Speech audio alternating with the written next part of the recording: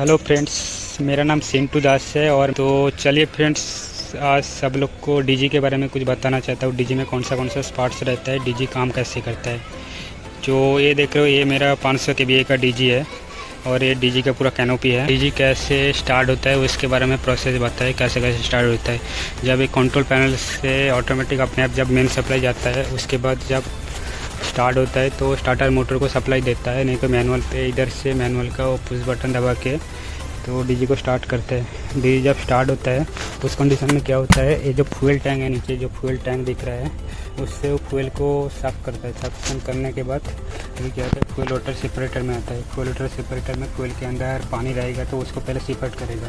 Fuel water separator के बाद ये जाएगा फ्यूल फिल्टर में। ठीक है, फ्यूल फिल्टर में क्या होगा, फ्यूल के अंदर कुछ भी डस्ट पार्टिकल रहेगा तो उसको सेपरेट कर देगा। उसके बाद फ्यूल वाटर, ये फ्यूल फिल्टर हो गया। उसके बाद वो इस साइड है fuel injector, high pressure pump है, तो जो उधर पे एक्चुएटर है उसके पास जाएगा। उसके पास जाने के बाद वो जाएगा, ये जो है इसके अंदर सिलेंडर है, तो ये सिलेंडर के अंदर फ्यूल जाएगा।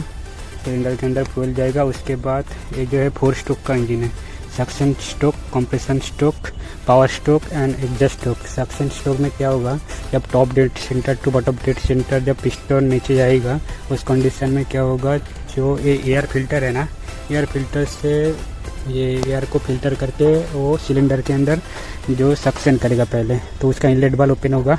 ये जो है एक कैम शेप है, उसका इनलेट वाल्व ओपन होगा एंड क्या करेगा, जो एयर को सक्शन करेगा। फर्स्ट स्ट्रोक में होगा। सेकंड स्ट्रोक में क्या होगा, जो bottom dead centre to top dead centre जब पिस्टन ओपन जाएगा उस कंडीशन में क्या होगा, जो एयर है उसको कंप्रेस करेगा, एयर को चार्ज कर देगा। तो एयर जब चार्ज होएगा उसके बाद ये फ्यूल इंजेक्टर है, तो क्या फ्यूल इंजेक्टर से अभी जब थर्ड स्ट्रोक में क्या होगा, top dead centre to bottom dead centre जब पिस्टन नीचे जाएगा उस कंडीशन में इसके अंदर फ्यूल को इंजेक्ट करेगा एंड उस कंडीशन में पावर स्ट्रोक जनरेट होगा। ठीक है, उसके बाद जो 4 स्ट्रोक होता है, bottom dead centre top dead centre, जो एग्जस्ट का जो कार्बन डाइऑक्साइड रहता है वो आउटसाइड होके इस टर्बोचार्जर होके, इससे टर्बोचार्जर होके वो एग्जस्ट लाइन के थ्रू ऊपर चला जाएगा। ऐसा काम करता है। ये जो है एयर फिल्टर है। एयर फिल्टर का काम होता है क्या है, इंजन के अंदर 75% एयर जाता है एंड 25% फ्यूल जाता है, दोनों का मिला के अभी वो पावर स्ट्रोक बनाता है। इस कंडीशन में एयर फिल्टर होकर एयर इंजन के अंदर जाता है। ठीक है, ये जो देख रहे हैं आप, इसको वैक्यूम इंडिकेटर बोलते हैं। किसी कारण से जो एयर फिल्टर के अंदर फिल्टर है वो चोक हो जाएगा, तो इस कंडीशन में इसके अंदर एयर नहीं जा पाएगा। इसके लिए उसके अंदर वो रेड सिग्नल आएगा, तो उसके लिए ये वैक्यूम इंडिकेटर। ठीक है, ये जो नीचे इस पोजिशन देख रहे हो, ये जो एरिया है ये ऑयल सन है, इसके अंदर ऑयल रहता है। ठीक है, ऑयल रहता है, ऑयल पंप रहता है। और जो देखते हैं एक ड्रिल लाइन है, इसके अंदर ऑयल ये खराब हो गया तो उससे निकाल के उस साइड है वो ऑयल को उधर से फिलअप करना पड़ता है, नया ऑयल डालना पड़ता है।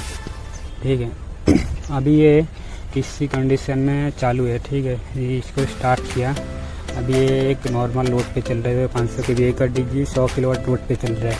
तो किसी कंडीशन में क्या होता है, इसका लोड बढ़ जाता है। लोड बढ़ने से इंजन और जो अल्टरनेटर है इंजन के ऊपर, दोनों के ऊपर इफेक्ट कैसा पड़ता है वो बताता हूँ। पहले जब लोड बढ़ता है, लोड बढ़ने के कारण क्या होता है, जो लोड है वो ज़्यादा एम्पियर लेने लगता है। ठीक है, ज़्यादा एम्पियर जब लेता है उस कंडीशन में क्या होता है, जब एम्पियर ज़्यादा लेता है उस कंडीशन में क्या होता है, जो अल्टरनेटर का जो आउटपुट वोल्टेज है वो ड्रॉप हो जाता है, वो ये हो जाता है, और जो वोल्टेज है वो डाउन हो जाता है। ठीक है, उस कंडीशन में क्या है, जो एवियर है उसको आउटपुट वोल्टेज को सेंस करते रहता है कंटिन्यूसली। ठीक है, जब आउटपुट वोल्टेज कम हो जाएगा उस कंडीशन में क्या होगा, जो एविएटर है वो एक्साइटर स्टेटर को वोल्टेज ज़्यादा देगा, जो उसको बोलेगा जो मेरा आउटपुट वोल्टेज है वो जो कम हो गया था, वोल्टेज ड्रॉप हो गया था, उसको फिर से मेंटेन करने के लिए वो एक्साइटर स्टेटर को फिर से वोल्टेज देगा।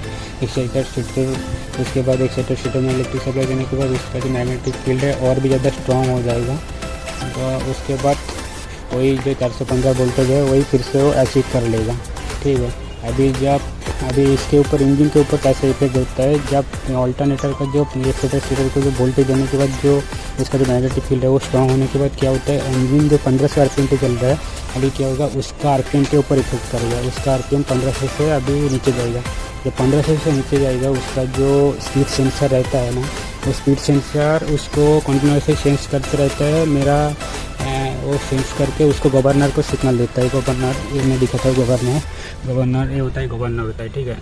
अभी क्या होता है, स्पीड सेंसर क्या होता है, स्पीड सेंसर जो भी स्पीड चल रहा है वो स्पीड सेंस करके गवर्नर को सेंसर देता है। अभी गवर्नर पे जो सेट रखा है 1500 RPM से नीचे नहीं जाना चाहिए। अभी गवर्नर उसको सेंस करके गवर्नर एक्चुएटर को कमांड देता है कि मेरा 1500 RPM से नीचे चला गया तो उसको RPM को फिर से मेंटेन करना पड़ेगा। उस कंडीशन में क्या होगा, गवर्नर एक्चुएटर बल्ब को उतना ही ओपन करेगा जितना ओपन करने के बाद हमारा जो 1500 RPM है वो फिर से अचीव कर सकता है, ठीक है। तो उस कंडीशन में ये है गवर्नर है, एक्चुएटर को उतना ही सप्लाई दे जितना सप्लाई देने के बाद गवर्नर उसका बल्ब जितना खोलने के बाद उसका 1500 RPM फिर से अचीव हो सकता है। तो उस कंडीशन में ऐसा ही काम होता है। जब लोड बढ़ता है तो लोड बढ़ने के बाद इसका ऑल्टरनेटर का क्या होता है, जो आउटपुट वोल्टेज है उस वोल्टेज ड्रॉप होने लगता है। जब वोल्टेज ड्रॉप होने लगता है फिर क्या होता है, जो रेडिएटर क्या होता है, एक्साइटर स्टेटर को ज़्यादा वोल्टेज देता है, फिर से वही जो आउटपुट वोल्टेज 415 फिर मेंटेन हो जाता है। फिर ऐसा ही इंजन का भी सेम काम हुआ, जैसा बोला लोड बढ़ने के बाद जो फ्यूल ज़्यादा लगता है ऐसे काम होता है। स्पीड सेंसर इसको सेंस करता है एंड गवर्नर और स्पीड सेंसर से कितना स्पीड चल रहा है वो सेंस करके एक्चुएटर को उतना ही सप्लाई देता है। उस कंडीशन में फ्यूल ज़्यादा लगता है जब लोड बढ़ता है, ऐसे ही चलता है। अभी डीजी का टोटल 4 चेक होता है। तो चलिए पहले फास्ट चेक के बारे में बता दें कि डी का टोटल 4 चेक होता है, ए चेक, बी चेक, सी चेक, डी चेक, ठीक है। ए चेक में क्या क्या होता है, ए चेक में होता है fuel level check, lube oil level check, coolant level check, battery voltage check, battery का टर्मिनल कोई लूज कनेक्शन है क्या वो चेक करना पड़ता है कि बैटरी में कोई लूज कनेक्शन है वो चेक करना पड़ता है। उसके बाद क्या चेक करना पड़ता है, उसके बाद डीजी क्लीनिंग है क्या, ये बराबर क्लीनिंग है क्या ये चेक करना पड़ता है। उसके बाद बी चेक में आता है, बी चेक में क्या होता है, बी चेक में होता है fuel filter, lube oil filter, air filter ये सब कुछ चेंज करना पड़ता है, ठीक है। उसके बाद सी चेक में क्या क्या होता है, सी चेक में फिर वही ये fuel filter, lube oil filter, air filter ये सब वगैरह चेंज करना पड़ता है। प्लस इसके बाद क्या होता है, जो रेडिएटर है, रेडिएटर का जो पिन है वो क्लीनिंग है क्या क्लीनिंग करना पड़ता है। उसके बाद जो वैक्यूम इंडिकेटर उधर पे दिखाया था वो वैक्यूम इंडिकेटर को चेंज करना पड़ता है। उसके बाद जो ऑल्टरनेटर का जो वाइंडिंग है उसको वार्निश करना पड़ता है। उसके बाद एक्साइटर जो स्टेटर है वो बराबर अच्छे से काम करे तो कुछ चेक करना पड़ता है। एंड उसके बाद रीचेक आता है। रीचेक